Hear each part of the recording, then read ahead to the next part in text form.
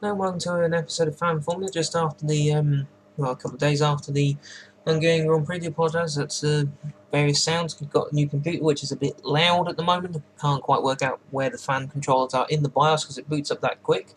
Doesn't even tell me what button to press to get into the BIOS to find out the how to control this fan speeds, and washing machine sounds like it's about to do a Thunderbird 1 impression, so do bear with. Anyway, on to the questions. In your opinion, was Button's pit stop an unsafe release due to the amount of mechanics in front of him? I didn't quite see the full incident, but based on what I did see in the replays, I didn't. I think it was unsafe in the sense of the number of people that were around. Button was in full control, so from his perspective, it probably wasn't that unsafe. Otherwise, he wouldn't have gone. But as a textbook definition, yes, it was unsafe. He shouldn't have been released. But then he was only going to get more and more penalised. It wasn't like he was then going to have X amount of time taken off him when he got back out the pit lane. So it was unsafe in the textbook, but in reality, Button's old enough and wise enough to have the nous to know when it's safe and when it's not safe. Granted, he relies on his team to let him to say, right, okay, it's good for you to go. Obviously, he decides how much throttle input there is. But overall, well, it really depends on the angles you look at. I'm not really that decided on it, but we'll I'll have to mull that one over and continue to mull it over. But I'm not really decided on it at the moment. Today's race was a mixture of determination and strategy, but whose strategy was the biggest mistake and why? McLaren putting Button out on inters when it didn't rain. That was a completely dumb move. So any more stuff that Ron Dennis decides to say about, oh, Button needs to try harder, like, you kind of cocked up a little bit. So theirs wasn't the best of strategies. I'm sure Williams could have done a better strategy, but then again, the track didn't suit their car an awful lot. But the biggest loser was McLaren. But Button could have done, well, mind you, he may not have finished any better, but it didn't exactly help his chances of knowing how good he can be in changing conditions. Excuse, there goes Thunderbird 1. Knowing how good he is in changing conditions, they blew their load. They shot themselves in the foot.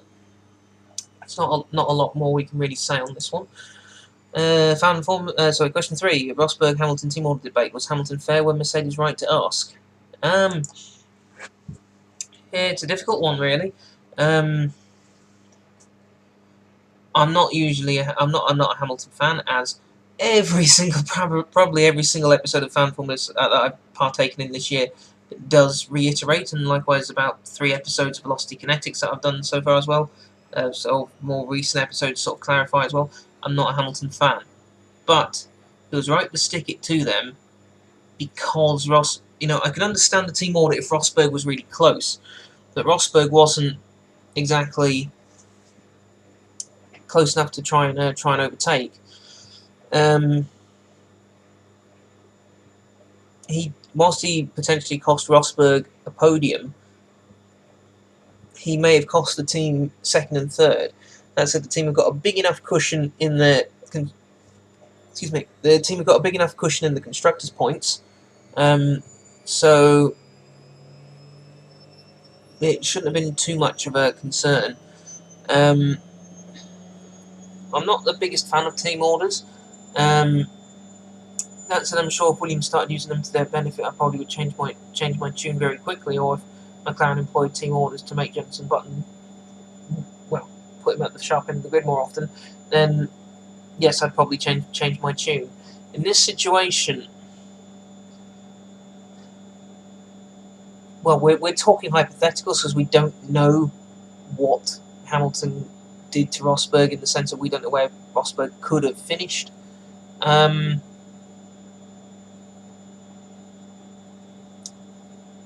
It was right for Hamilton to do that, in the sense that Rosberg was nowhere near close to him. I agree with what Martin Brundle said in the commentary. If Rosberg was right up his gearbox, Hamilton was completely in the wrong. that said, he wasn't exactly making it easy for Rosberg to get up the gearbox. So it's another. It really depends on your stance. But overall, kudos to Hamilton for sticking it to that order, because, well, Rosberg it wasn't like Rosberg was all over his gearbox. So yeah, we'll have probably not seen the end of that one. Driver of the day and why? Gotta appreciate Ricardo. He's the only driver that has concerned Mercedes in terms of race wins. He's thought well enough and fought through enough to actually get to a race victory, demonstrating that he is going to be a worry for Sebastian Vettel eventually, and sooner rather than later. Obviously, he's the only other driver to have. Well, he's the only driver. Sorry, not the only driver. He's the only driver to have broken the Mercedes. Well, whatever trick it is, number of wins they've had in a row. So it was a great drive from him, and naturally Fernando Alonso was a good watch as well, because that Ferrari is a turd box, and watching what he can do, and what I think Raikkonen had a relatively good race as well, but watching Alonso put up with a turd box of a vehicle, he's more than within his rights now with Ferrari to tell him to piss off and go race elsewhere, despite being contractually obligated. It's not like the team haven't given him any reason to be cross with them. He's very understandably right to be cross, if he is indeed. But Ricardo and Alonso, and I'll stop this there, because it's been a relatively quick fan formula for a change, but I'm fast running out of energy. Check out Velocity Kinetics. There's been a new episode go up a bit about Button.